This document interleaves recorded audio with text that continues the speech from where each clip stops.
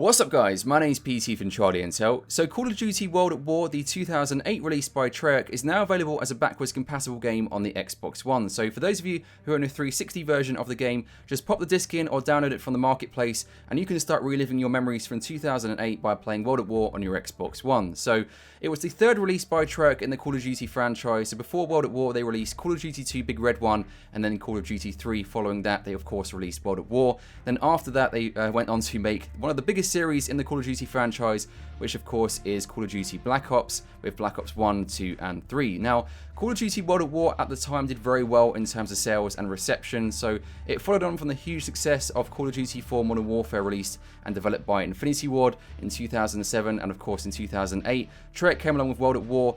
Now if you think about it, in 2007 when Call of Duty 4 came along, it was set in the modern times, which was the first time a Call of Duty game went into the modern times overall. And then of course World at War came along a year later and took things backwards again into World War II. So essentially it was almost a step back in terms of era, but that didn't really change anything. It did very well in terms of sales and reception, and it's one of the fan favorites if you look around online and that kind of thing. If you ask people what their favorite Call of Duty is, World at War actually does pretty well in terms of polls, reception, opinions, all that kind of stuff. So it was a very well remembered game, and overall it did very well in the Call of Duty franchise. So when Call of Duty games become available on the Xbox One as backwards compatible, it's a great thing for fans, because for those of us who own the 360 copy, we can just put it on our Xbox One and play as if it were a 360 and relive our memories from the past. However, it's a very bad thing for those of us who want to see a remastering of these particular games that are currently backwards compatible on the Xbox One. So currently, Call of Duty 2, Call of Duty 3, Black Ops and World at War is available as backwards compatible on the Xbox One,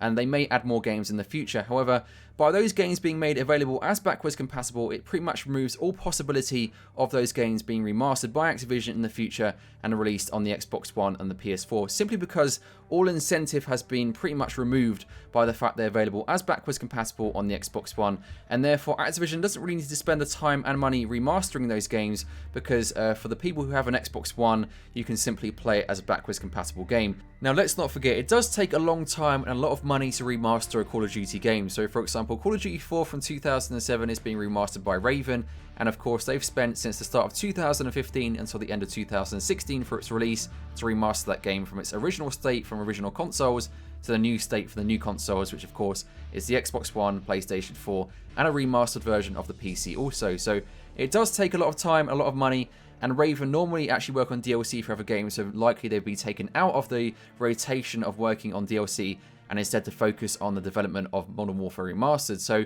obviously Activision have to choose wisely as to which games are remastered, if they have any in the pipeline.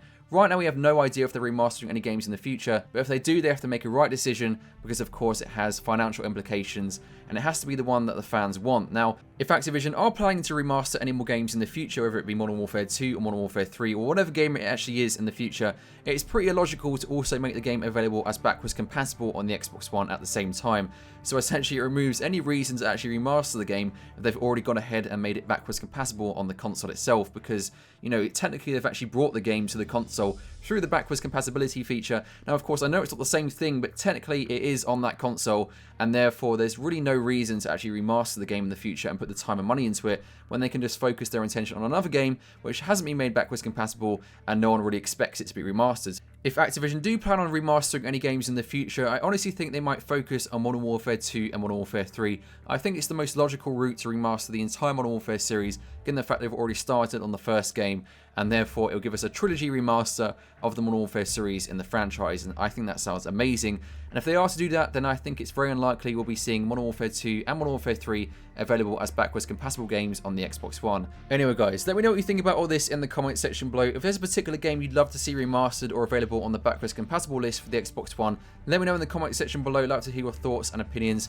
Make sure you hit the subscribe button if you want to be kept up to date with Charlie Intel content every 1 to 2 days on this channel, and make sure you leave a like if you enjoyed the video. I really appreciate all your likes, your comments and your subscribes to my channel.